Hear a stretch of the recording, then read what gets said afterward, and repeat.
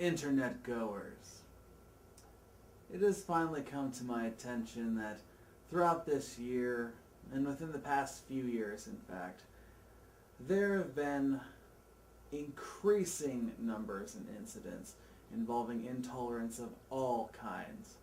And I think it's time that we, instead of talking about what's racist, what's homophobic, what's transphobic, what's Islamophobic, Christian-phobic, phobic of any kind, instead of addressing that stuff, we need to address, more than anything else, intolerance.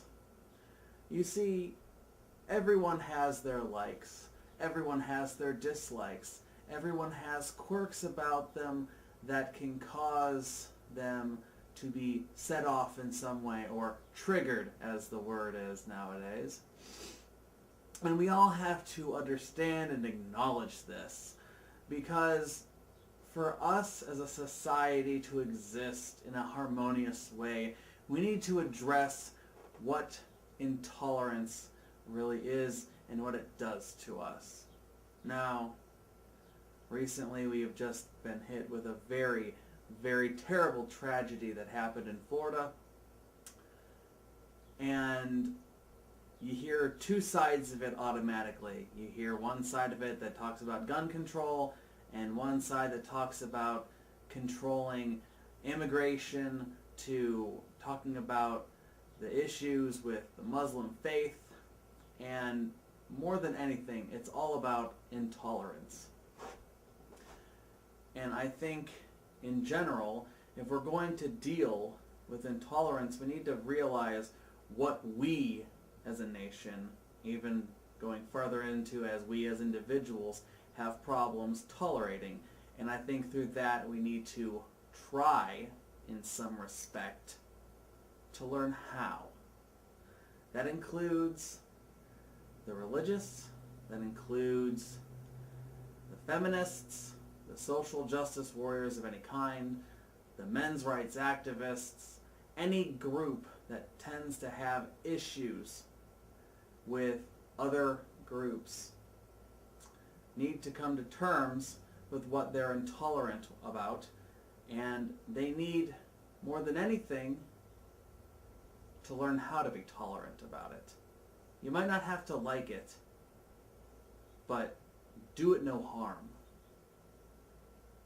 We've lived through all this bloodshed and hatred and bigotry long enough. Okay? We're not going anywhere, and really, you don't have to go anywhere either. We just need to learn to live with each other. And that's the most important thing about it, is intolerance causes us to try to kill each other in some ways, whether it be psychologically, emotionally, socially, physically. We need to learn to break away those feelings to the point where we might still not like it, but we just let it happen. And if we see things that piss us off, that trigger us in some ways, just shake it off. The world isn't meant for you, the individual watching. It's collectively for everyone. And everyone has to learn to live with each other. That's what it should have been all along.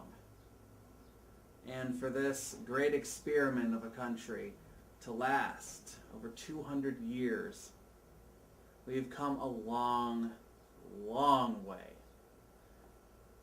And I think we have a chance to go even farther, but to do so, we have to learn to live with each other. We have to learn to accept, at least in some way, as to not try to intervene and trample on the rights of others just because we're offended in some way by how they live their lives. So, you, the intolerant bigot, or you, the religious fanatic that tries so desperately to go within their religion to a T and condemns everyone that goes against it. Just understand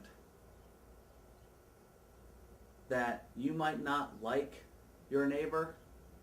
You might not like all of those who are around you, but in some respect you have to learn to live with it.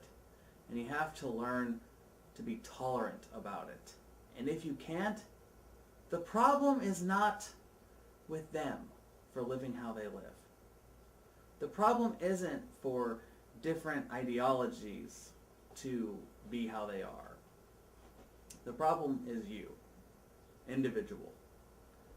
Okay, there's a reason in some respects why there's a separation between church and state, especially with the Constitution talking about how everyone is free to the religion of their choice, because they want us to live amongst each other and tolerate each other, because we're all, in a sense, brothers and sisters in the world.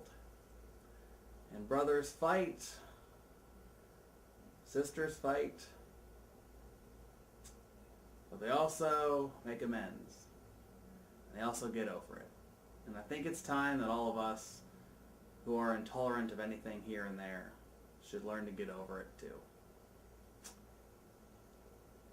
So, with that said, I'm going to end this now. And hopefully, I'll start hearing some good news about the world, about people accepting those who they are, and about people pulling their heads out of their damn asses and start to realize that yes, there's a problem on all sides of the spectrum. There's a problem with various religions. There's a problem with, in a sense, people that shouldn't own weapons doing the things they do with them. But taking away a Muslim's right to live here, or taking away someone's right to own a gun that is a law-abiding citizen, is not going to make things better. If anything, it's going to make things worse.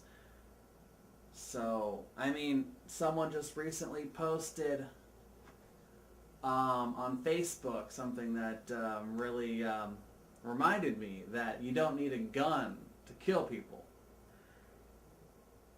Timothy McVeigh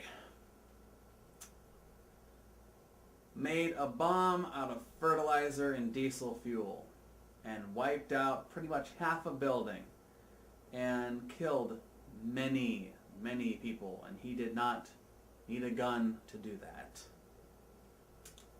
So, taking away the guns is not going to solve the problem. And involving Muslims, especially immigrants that come here foreignly. The person who did this attack in Florida was a U.S.-born citizen. So that theory that taking care of the immigrants would solve all the problems is faulty too. So we really need to take a look at ourselves, understand what we can and cannot tolerate, and work on it. Till next time, folks.